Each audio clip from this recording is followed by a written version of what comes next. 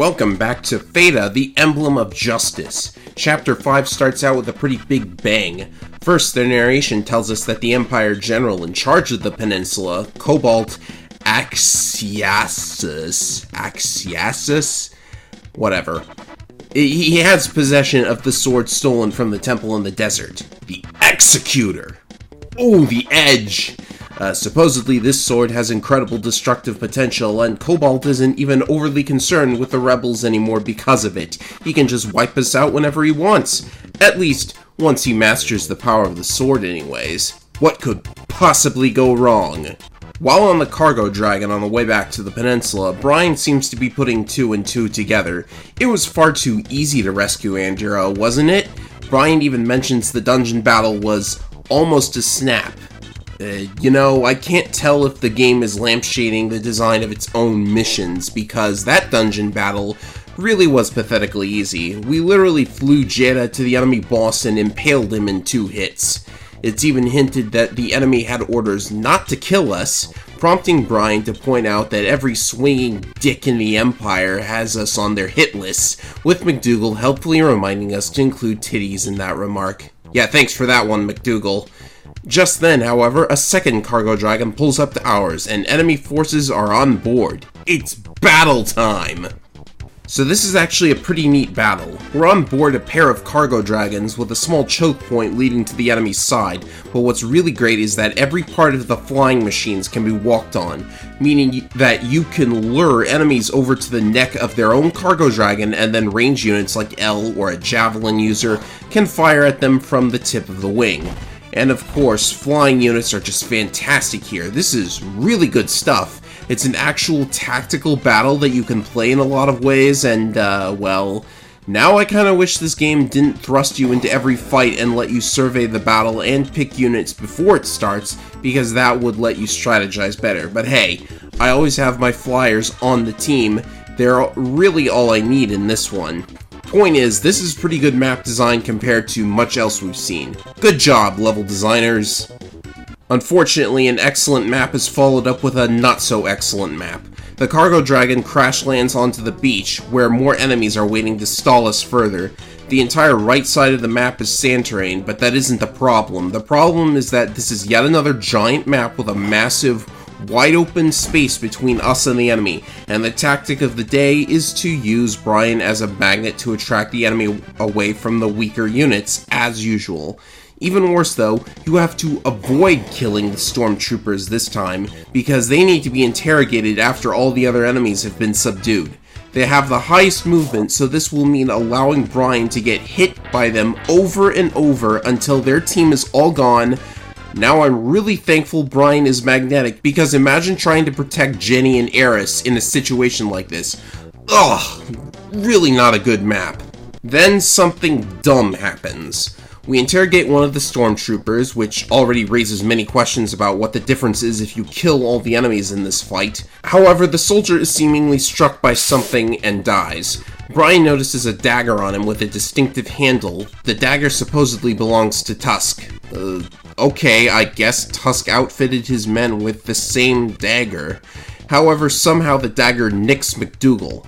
Okay, was the weapon just on the soldier's person, or did Tusk throw it at him from off-screen, scratching McDougal in the process, or is McDougal dumb enough to actually touch the weapon? Either way, the dagger was in fact coated in a very lethal poison, so now we're going to be up one dead puppy. Fortunately, there's a village just ahead, and McDougal has already been taken to a clinic. First, I check in at the weapon shop and get some upgrades for everybody, and it looks like this store bizarrely carries a weapon for a character that appears nowhere in this chapter. We'll be seeing the character in question since he's a law character, but not for a number of chapters, and you're even able to get this weapon, the only weapon for him, later on for free anyways. I guess they put it here by mistake? Anyways, checking in with McDougal, we are joined by a girl named Connolly, who says she can cure McDougal easily, she just needs a flower from a dangerous forest inhabited by a witch. Easy pickings for Brian and co, right? Easy pickings indeed. Literally all you have to do is fly Jedha or Shane all the way up the waterfall to where the flower you want is, then it's over. Of course, you might have to defend yourself, so you can set up a formation on the defensive terrain here, but really, that's all there is to it. Just fly someone up to the flowers. The witch may as well have just let us have a flower. We were going to get away with it anyways, and I would also appreciate it if in the future she did not use words that could potentially get me demonetized. I mean, I don't monetize videos at this point anyways, but think of other people. So we take the flower back to Cannoli, who uses it in a magic spell to cure McDougal.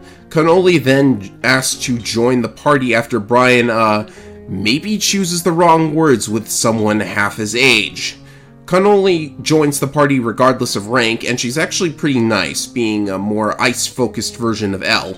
She has the strongest ice spell in the game, which has the biggest range and area of effect from a magic spell so far.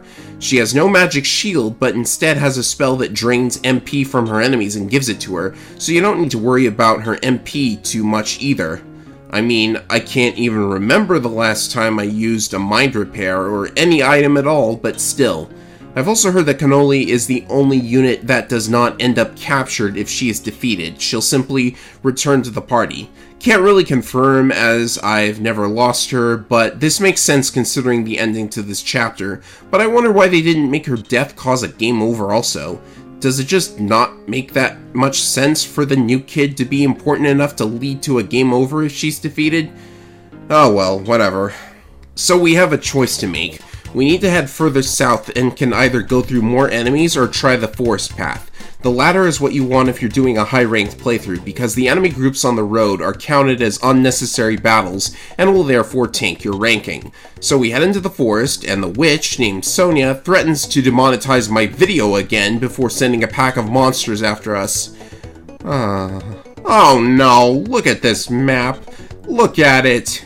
Well, actually, despite a massive and annoying winding path, several enemies are actually flyers, so they'll come to you on their own, and your own flyers can trash the rest of them when you've weathered the first wave.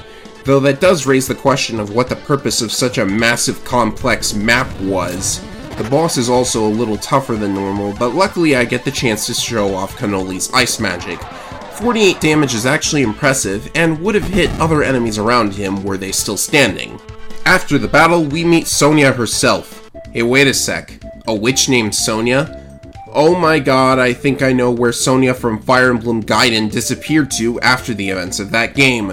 She rewarped herself into another game entirely, and it doesn't look like she's any happier. Sonia would have joined the party if I were doing a Chaos playthrough. There's no narrative justification for it this time either. She either joins the party or says she can't leave the forest and refuses to join. What difference did my emblem make that time?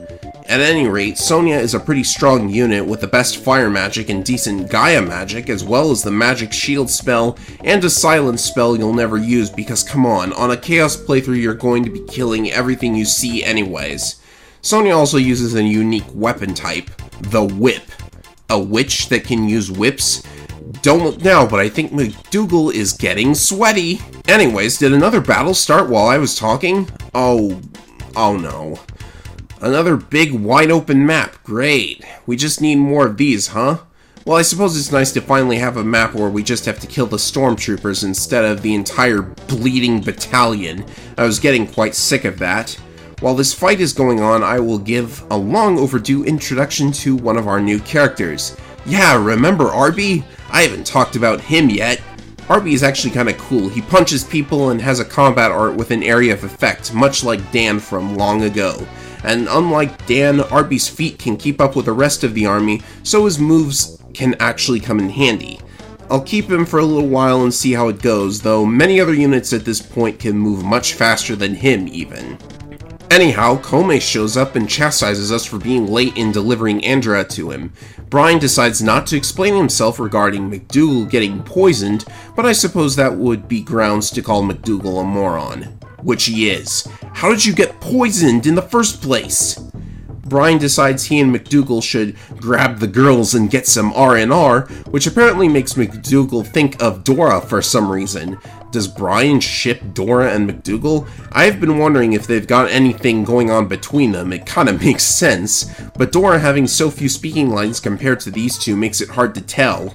One bathroom break later, and we check in with Kome again and get our next objective. Reports say Cobalt is building a shrine or something, and security is beefing up, so we need to escort Andira further to the HQ of the Liberation itself. Don't worry, Andira doesn't appear in fights as a target to defend. This game isn't that crazy. Just be careful though, because as soon as you cross into their territory, suddenly a rock slide blocks you from going back the way you came and the enemy surrounds the team. Well, okay, this map is actually not the worst thing in the world. You're backed into a corner with ground units approaching from the south and flyers attacking from the north. This is actually a fairly interesting battle with a lot of options with regard to how you play it, and the enemies are getting tougher. Your combat arts might not be enough to drop an enemy in one hit, in fact, so even though this is a route map and is therefore going to take even longer considering how spread out the enemy is, I think it's a decent, okay-ish battle. We continue onwards and run across a weird statue that the Balformians built right before a giant bridge. This will not annoy me in the future. Moving on, we find out from an undercover Liberation man that to get into that weird shrine the Balformians are building, you have to hit a switch at the base of the statue we just passed by, and getting through the shrine is the only way to get to the Liberation HQ. But that's okay, right? Just some extra walking, right? Just gotta push a button. No, of course not. Another battle on a giant bridge.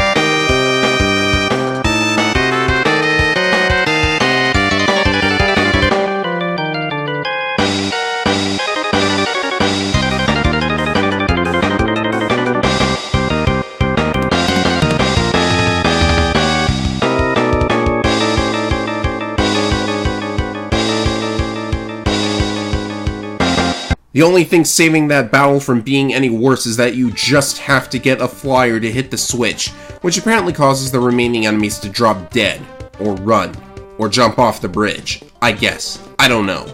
So with the way into the shrine open, we must now deal with the final swarm of enemies inside. This is the last battle of Chapter 5, and I guess it's okay too.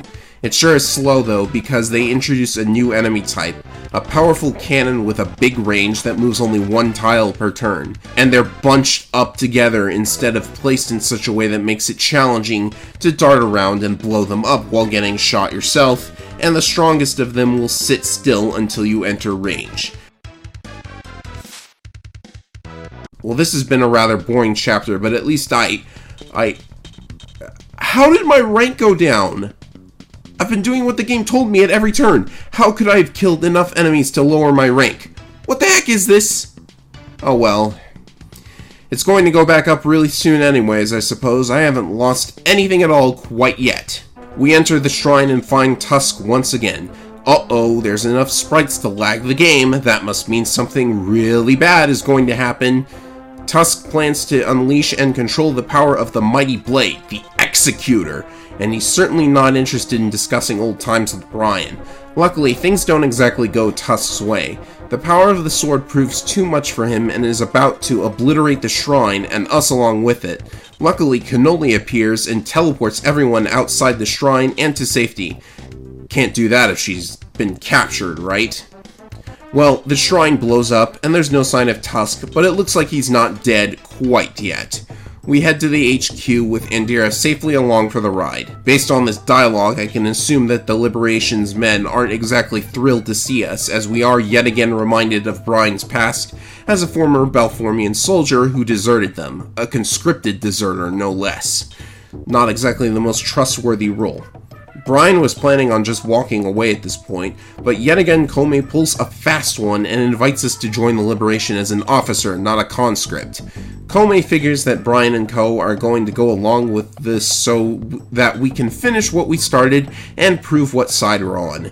And even more infuriatingly, Comey is exactly right. We get promotions, and McDougal mentions he wants to have 2 Peckerwoods of some kind reassigned to their mobile camp. Are you talking about the guys that save my game and handle storage? Oh well, I guess I'll be reminded of whoever they are in the next chapter. That will conclude Chapter 5. Let's hope the length of individual chapters improves a little bit.